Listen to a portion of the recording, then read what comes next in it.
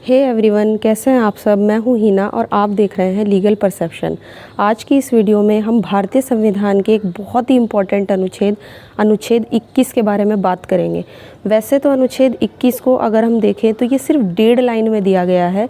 ये अनुच्छेद कहता है कि किसी भी व्यक्ति को उसके प्राण या दैहिक स्वतंत्रता से विधि द्वारा स्थापित प्रक्रिया के अनुसार ही वंचित किया जाएगा, अन्यथा नहीं।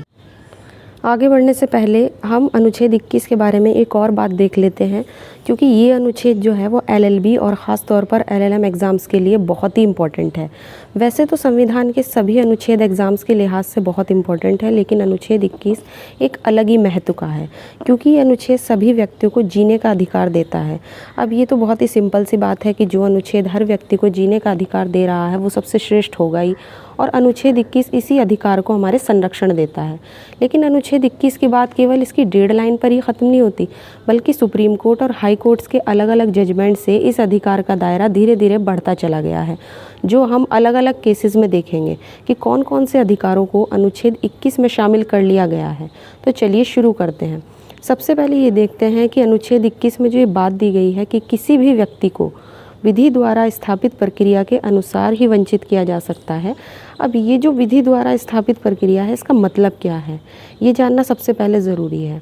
देखिए, भारत में कानून बनाने का काम विधायिका करती है, उन कानूनों को लागू करने का काम कार्यपालिका करती है, और जो कानून विधायिका ने बनाए और कार्यपालिका ने लागू किए हैं उनकी जांच करने का काम हमारी जुडिशरी यानी कि हमारी कोर्ट्स को है, जैसे सुप्रीम कोर्ट, हाई कोर्ट या कोई अदर कोर्ट।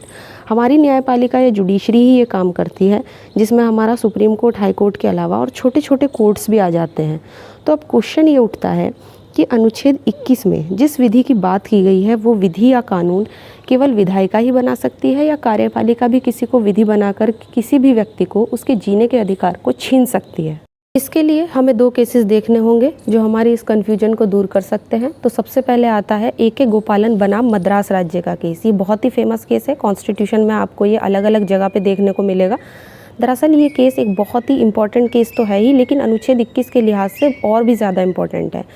इस मामले में गोपालन नाम के एक व्यक्ति को निवारक निरोध अधिनियम के तहत गिरफ्तार कर लिया गया था, जिसने अपने निरोध को यानी अपनी गिरफ्तारी को इस आधार पर चुनौती दी कि क्या विधानमंडल कोई विधि बनाकर किसी व्यक्ति को उसके जीने के अधिकार से वंचित कर सकता है। सुप्रीम कोर्ट ने इस केस में जजमेंट दिया कि अनुच्छेद 21 केवल कार्यपालिका के विरुद्ध ही संरक्षण देता है, लेकिन विधायिका के विरुद्ध आपको संरक्षण नहीं देता। कहने का मतलब ये है कि विधायिका कोई भी कानून बनाकर किसी भी व्यक्ति को उसके जीने के अधिकार से छीन सकती है। लेकिन मेनका गांधी बनाम भारत संघ के केस में सुप्रीम कोर्ट ने AK गोपालन के केस में दिए गए अपने जजमेंट को उलट दिया और ये कहा कि ना तो कार्यपालिका और ना ही विधायिका किसी को भी उसके जीने के अधिकार से वंचित कर सकती है। यानी कि अनुच्छेद 21 का संरक्षण कार्यपालिका और विधायिका दोनों के विरुद्ध मिला हुआ है। तो ये तो था अनुच्छेद 21 पर हमारा वीडियो, जो 2 केसेस से इसके मीनिंग या अर्थ को और भी ज़्यादा क्लियर कर देता है।